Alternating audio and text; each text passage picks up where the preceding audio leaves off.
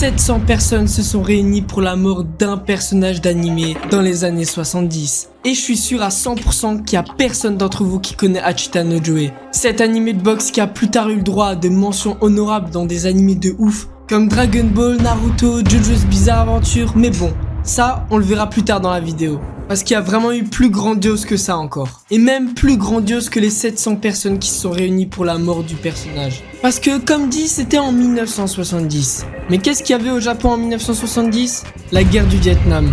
Et l'anime à ce moment-là, elle était très populaire. Au point de devenir un symbole d'extrême gauche. Et du coup, pendant la guerre du Vietnam, les Japonais ils détournent un avion. Et en gros, les preneurs d'otages, ils auraient dit aux médias « Nous sommes Hachita no Joe ». Et dites-vous qu'à cause de ça, le manga il a failli être interdit. Il y a forcément certains d'entre vous qui connaissent bien la boxe. Plus particulièrement les styles de boxe. Et faut savoir que le style no hand, donc genre les mains vers le sol, ça vient d'Hachita no Joe. Voilà, c'est un truc de fou. Mais en fait, c'est quoi exactement Hachita no Joe ? En fait, c'est l'histoire de Joe, un vagabond, il marche tranquille, voilà, et il tombe sur un bidonville, mais un vrai bidonville, vraiment bidon quoi. Et dans ce bidonville, il tombe sur un vieux bourré, il se fight avec lui, il gagne contre lui, et en fait, faut savoir que le vieux, il a toujours cherché à trouver un boxeur qui pourrait devenir champion du monde.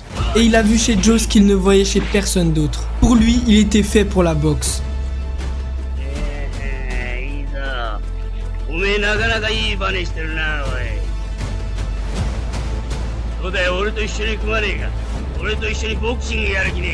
Sauf que Joe en fait il a 15 ans à ce moment-là, il en a rien à foutre de ce qu'il lui dit le vieux et il a pas envie d'être boxeur en fait. Mais vu que c'est un vagabond, qu'il a pas de parents, qui sort d'un orphelinat, il a rien à faire, en fait il va rester dans ce bidonville. Il va se faire plein de potes, mais que des enfants. Donc un peu bizarre tu vois l'auteur, je sais pas ce qu'il cherchait. Mais au bout d'un moment il cède parce que le vieux il fait que de lui dire ouais fais de la boxe, je vais être ton coach, je suis trop bon et tout, je sais pas quoi. Et voilà, et en gros c'est à peu près ça le début des aventures. Mais bon là je vous ai vraiment dit genre 1%. Vraiment il y a plein de retournements de situation dans cet animé et je vous conseille d'aller le voir. Mais je vous avertis tout de suite, il y a une partie de la saison 1 qui n'est pas sous-titrée en français. Vraiment j'ai regardé partout, il n'y a pas de sous-titres. Dans les années 70 au Japon, cet animé il était ultra populaire.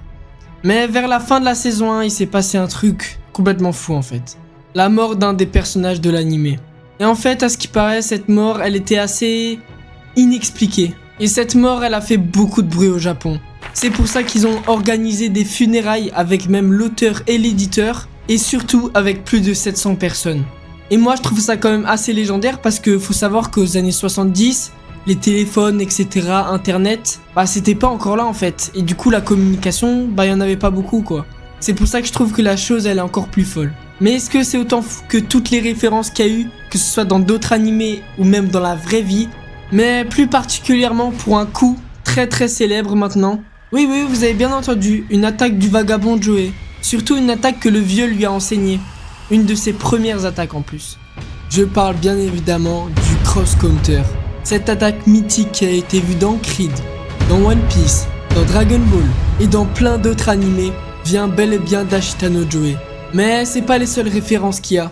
Et oui, dans le restaurant de Tonio, deux personnages de JoJo's Bizarre Adventure comparent l'harmonie entre la mozzarella et les tomates à celle entre le scénario de Takamori et le dessin de Tetsuya pour Hachita no Joe. Parce que oui, je vais rebondir là-dessus, aussi grand soit l'œuvre d'Hachita no Joe, il n'a pas été créé seul. C'était Takamori pour le scénario, et pour le dessin, c'était Tetsuya. Et comme le dit très bien les personnages de JoJo's Bizarre Adventure, ça faisait un parfaite harmonie. C'est aussi ce qui rend l'œuvre encore un peu plus spéciale. Après, comme je l'ai dit juste avant, il y a aussi des références par rapport à Naruto. Mais celle-ci, elle est encore un peu plus poussée, je trouve. Parce que les personnes qui ont adapté Naruto en animé étaient des grands fans, et vraiment des très grands fans d'Hachita no Joe.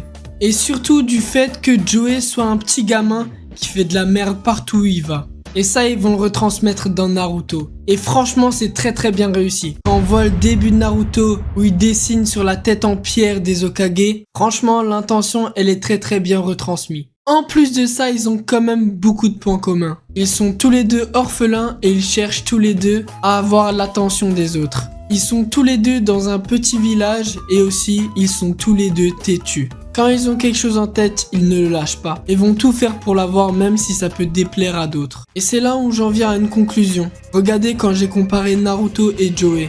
Si vous faites bien attention, les caractéristiques que j'ai données, ils sont aussi présents dans beaucoup d'autres des personnages principaux d'anime. Et c'est là qu'on voit qu'il n'y a pas seulement eu des références à Ashita no Joey, mais bel et bien une grande inspiration, qui a même su inspirer les plus grandes œuvres, comme Naruto, Dragon Ball, JoJo's Bizarre Adventure, et plein d'autres encore. Et voilà les gars, c'est déjà la fin de cette vidéo, j'espère qu'elle vous a plu, même si elle était assez courte. C'est un petit peu la reprise de mes vidéos, ça fait un moment que j'en ai plus fait. Et je crois que c'est aussi l'une des premières fois que je fais pas une vidéo sur un jeu vidéo, mais sur un animé quoi. Alors si ça vous plaît, n'hésitez pas à me le dire dans les commentaires, à mettre un pouce bleu, à vous abonner. Et sur ce, ciao les gars, c'était TechPain.